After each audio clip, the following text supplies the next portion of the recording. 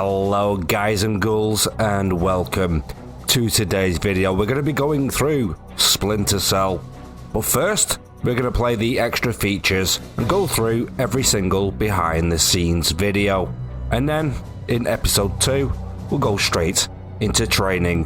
Hopefully you all will enjoy this series. Bye bye for now.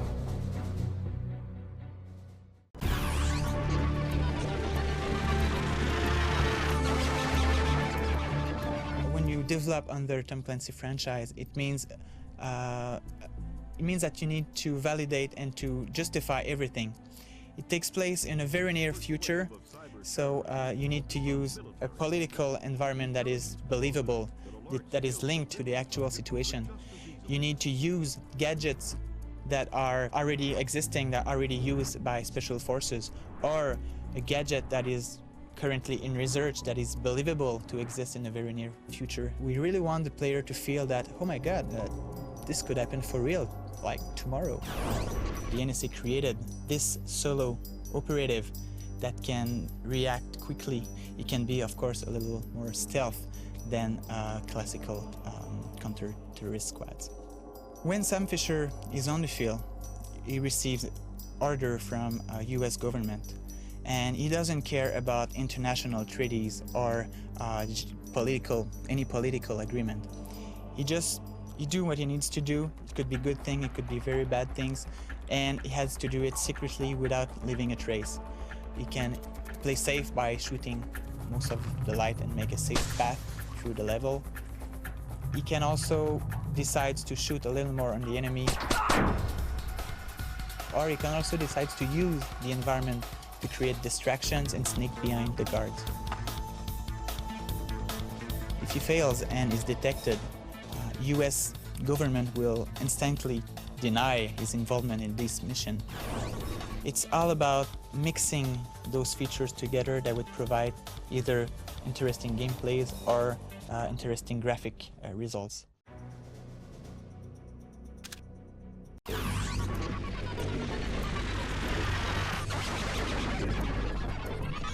Have kept the bright flame of American freedom burning throughout the world.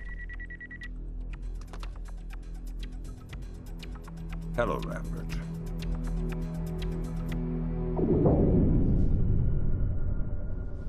As far as the research that went into coming up with Sam concept and looked, we looking at the script was describing Sam as a seasoned veteran, really like a career soldier basically, and all the background that was described in the script was the fact that he was an ex-CIA operative, also an ex-Navy SEAL team member. So one of our first idea was to have Sam sporting white hair. It looked okay, but the feedback we got from a lot of people was the fact that Sam looked too old at that point, not as much as a seasoned, but more as a retired soldier, which was exactly way off what we wanted in the first place. So we've decided to tone down the white hair and just kept it on the sides and do the more black hair type of look, which also was associated with the stealth part of the character. So we've decided to go for that for the final concept.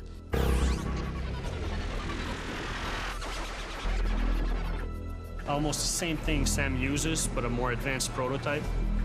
I get what the ordinary people get. Sam's suit was based on a prototype that's being tested right now by the Navy SEALs, which is a wetsuit that you can wear in and out of water, and is a suit that adapts itself to temperature changes. We thought it would just fit the character basically, since our game is based on a near future type of setting. If you look at Sam's vest and all his pouches and equipment, it's all stuff that's lightweight, compact. Since Sam is a solo operative, we've decided to keep those elements in there, give him as much cargo space as possible, but at the same time without all that cargo being too cumbersome for the player. So this is something we've kept throughout the design.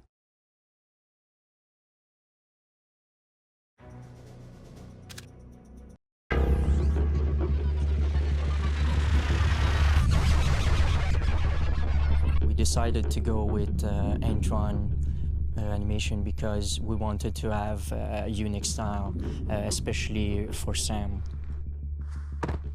Sometimes we would use video footage of ourselves acting a motion, movement, and use it as a reference for key poses and timing.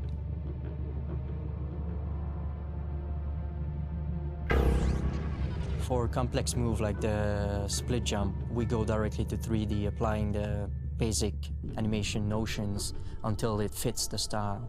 The inspiration came from a lot of sources. For moves like rappelling, we use realistic SWAT tactics. We also wanted to have action moves in the game, so for rolling, split jump, force corporation, human shield, we turn to movies. Don't shoot, please! Somebody to cover my patrol while I make a pit stop. Any walking, jogging, sneaking, or weight cycles need to be tweaked a lot because they're really critical to game. These are the animation that you see the most. Everything on the character is animated. We have 10 bones just for the face. We can make them blink, smile, get angry. It's that portion of the animation that can make the whole difference.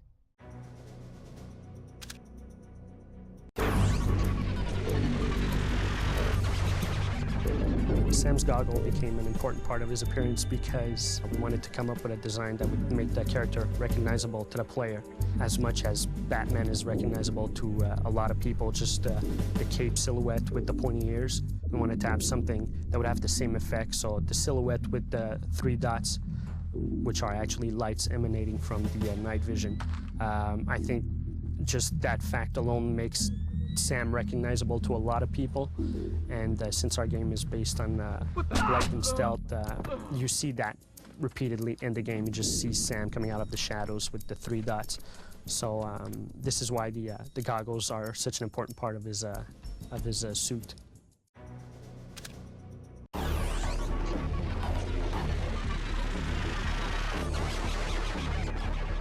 The level designer's job is really to build the content of the game. They build the actual environments. The game designer is responsible for the core design and the core mechanics and the core systems of the game, and sort of making sure that from level to level, the progression of difficulty, the gameplay challenges progress in a way that the player can keep up with the challenge.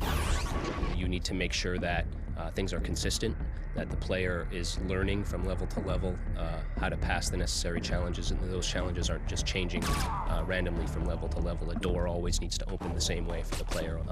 Guns need to work in a consistent fashion. All the systems need to be consistent because you can't keep teaching the player the same systems again and again. You have to make sure he learns them once and then is able to build on that knowledge rather than having to learn the same things multiple times. You can start with a very simple challenge in an early level, like on level 1, you'll learn how to climb a pipe. Come level 3, you'll want the player to have to climb that pipe again, but in a slightly different, slightly more challenging scenario where there might be an enemy looking out the window. And then in level 5 or level 7, you're going to have the player climbing a pipe with an enemy looking out the window with a moving dynamic light searching the area of the pipe. Once the player has learned a set of skills in one part of one map or over the course of a few maps, you want to then encourage the player to face all of these challenges simultaneously or in close proximity to each other.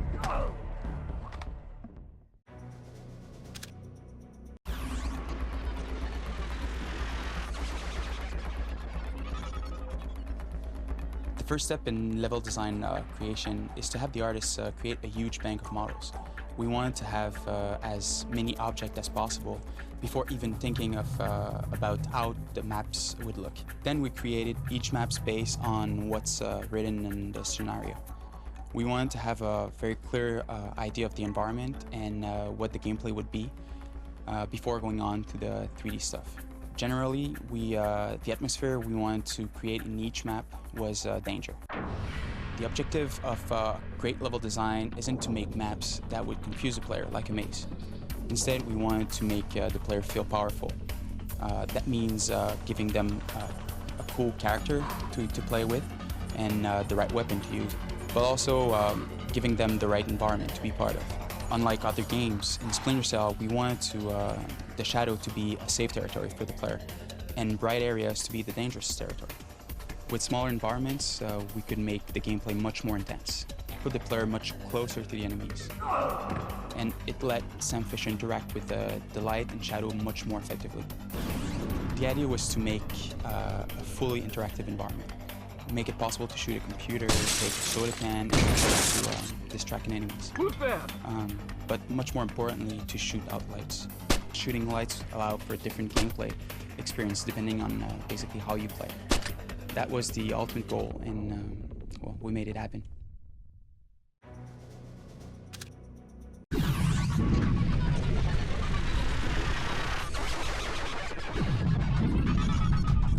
So in order to create an environment rich with shadow, we had to design a dynamic lighting system. We had to start with a very strong base engine. We chose to work with the Unreal Engine because it offered the power and the flexibility we need. Everything in the game world cast a shadow. This means that the player could interact with light and shadow like never before. They can use shadow to hide in. They could also detect enemies by seeing only the shadow. We realized that Splintercell had a lot of unique elements, but we wanted to attract players on the game on a visual basis. We had to get them to pick up the game first before they could discover all the other features. So we had some visual touches like the soft physics system, which use what we call soft body. Soft body are anything in the environment that isn't solid, like curtains and flags. This was the unique visual that we need to differentiate Splintercell from the other game.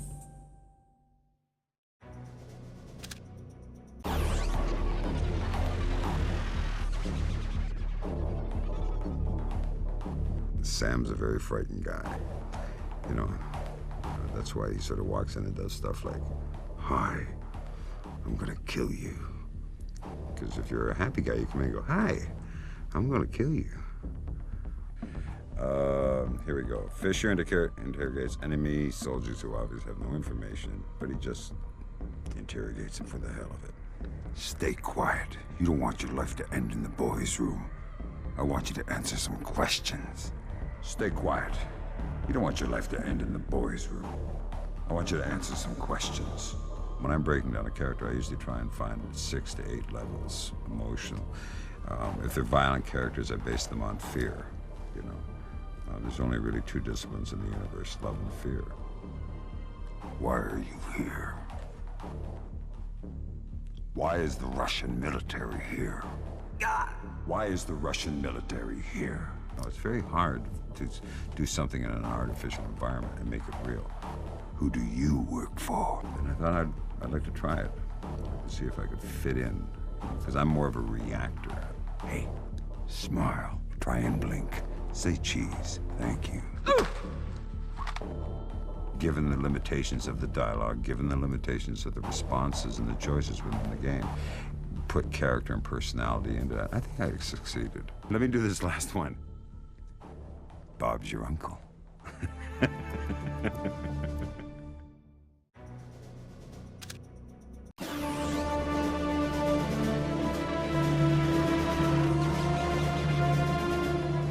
When we're going to this whole Cold War espionage sneaking around thing, we need to develop the sounds and use sounds that are going to benefit the darkness and still work.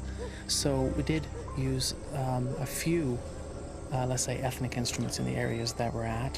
When we're in Georgia, we have some Georgian guitars and Armenian voices, and when we're in Burma, we've got some Burmese voices and some Burmese drums and things like that.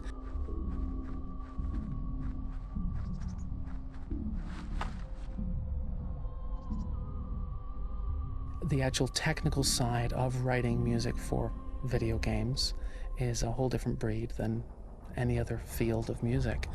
And I think it really, the constraints are larger. I mean, smaller constraints, they tie you in a little better, but it forces you to be more creative. Show yourself!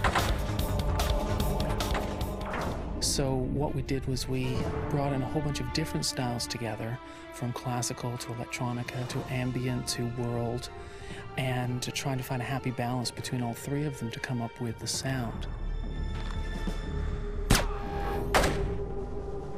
We still have the little sense of orchestral in there, which brings the emotion out in the combats.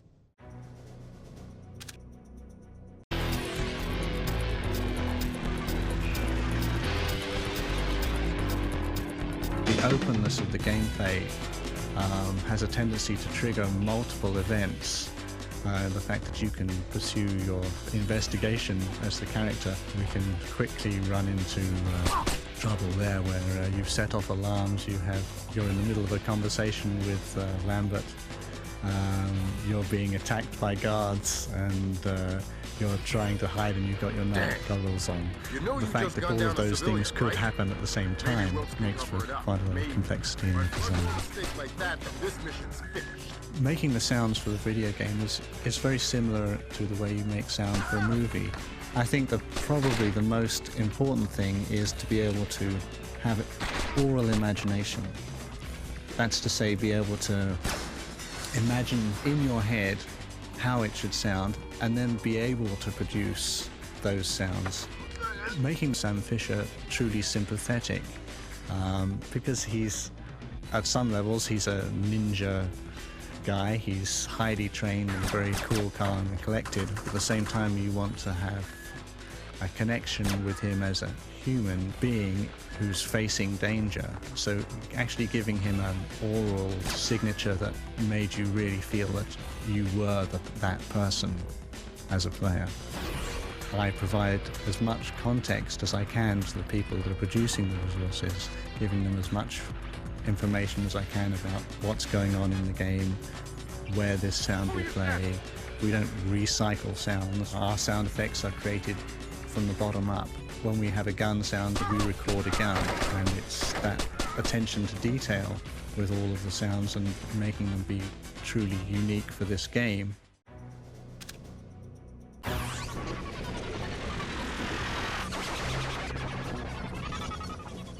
So Sam, what was your role in the development of Splintercell? My role in the development of Splintercell? Well, first Ubisoft brought me in as a technical advisor. For the sake of realism, they wanted input from someone who actually, well, somebody who actually does this kind of work.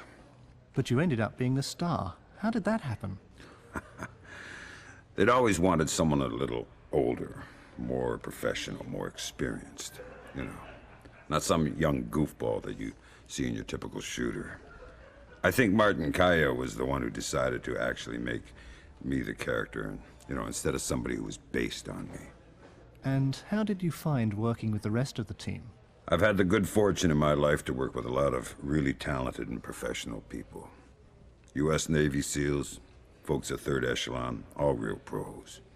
It was no different here. What was the hardest part of the job? Without a doubt, animation. The decision was made that they didn't want to use mocap. They wanted a more artistic feel, so it's all done by hand. So here I am, hanging off everything in the office while Steve and the animators are filming me, you know, to see how I move. Man, I must have spent hours doing the split jump. I hated that part of the job. Speaking of the artistic feel of Splintercell, what are your thoughts on the game's graphics? Well, most of my experience with video games comes in the form of military training simulators. Needless to say, we're not even the same ballpark here. The fact that Splinter Cell uses light and shadows, I move from the light into the shadows, I'm able to hide. The fact that they use this as the core game mechanic means that these lights, well, they're dramatic and beautiful, but they also create a real dramatic tension and evoke a strong mood. One more question, Sam. What about the rumors there is a sequel in the works? Have you signed on for Splinter Cell 2? Unfortunately, I'm not authorized to discuss those matters at this time.